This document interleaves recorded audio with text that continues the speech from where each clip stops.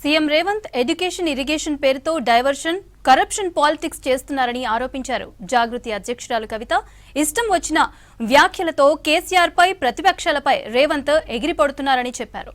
Narayanpet Kodangal scheme కోసం మేఘా కృష్ణారెడ్డికి మంత్రి పొంగులేటి 1000 కోట్లు అడ్వాన్స్ ఇచ్చారని ఆరోపించారు.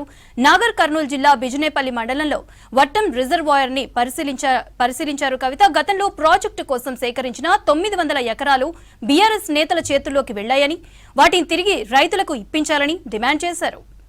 పోతిరెడ్డిపాడుది పెద్ద ఎత్తున జలదోపిడీ జరిగిందని ఆరోపణ చేసింది. అప్పుడు 45,000 క్యూసెక్లు తీసుకుపోయేది రాజశేఖర్ రెడ్డి.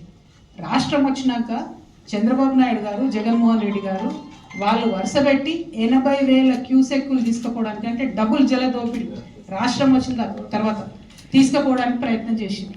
దానికి సంబంధించి కాలువలు లైనింగ్ చేస్తున్నారు, కాలువలు పెంచుకుంటున్నారు. At the same time Rayalaseema lift irrigation scheme అని చెప్పి కట్టుకుంటే 3 TMC రోజు తోడుకోవడానికి కేవలం మా తెలంగాణ జాగృతికి సంబంధించినటువంటి ఈ జిల్లాకు సంబంధించిన రైతులు కేసేసారు తప్పితే బీఆర్ఎస్ పార్టీ కేసేయలేదు, తెలంగాణ గవర్నమెంట్ కేసేయలేదు అన్నాడు. కేవలం బీఆర్ఎస్ పార్టీ జాగృతికి సంబంధించినటువంటి రైతన్నలు వేస్తే ఎన్జిటీలో అది ఆగింది. ఆ project Rayalaseema lift irrigation stay వచ్చింది.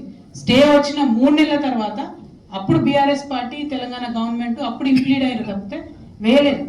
ఎందుకు ఏం అసక్తత ఎందుకు చేయలేకపోయినాం అన్నది ఇంతవరకు కూడా కరెక్ట్గా అర్థమైతలేదు. దీని మీద కూడా ప్రజలు ఆలోచన చేయాలి. అట్ ద సేమ్ టైం ఈ విషయం ఎందుకు చెప్పాల్సి వస్తుంది అంటే, మనకు రావాల్సిన 550 TMCలు తీసుకుంటలేదు.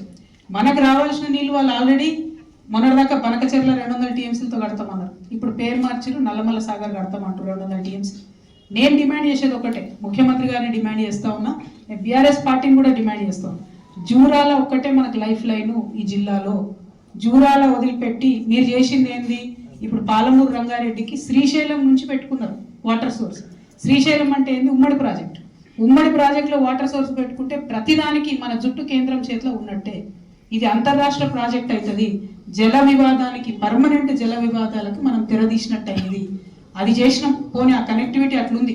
ఉండంగా కూడా జూరాల నుండి వాటర్ తీసుకొని ఇంకొక 150 TMCలు ఎట్లయితే వాళ్ళు అక్కడ నల్లమల్ల సాగర్ కడతామంటారో ఇక్కడ మన దగ్గర కూడా ఒక ప్రాజెక్ట్ కట్టాలి. అది జాగృతి విధానం ఉంటుంది. దానికోసం మేము తప్పకుండా పోరాటం చేస్తామని కూడా ఈ సందర్భంగా నేను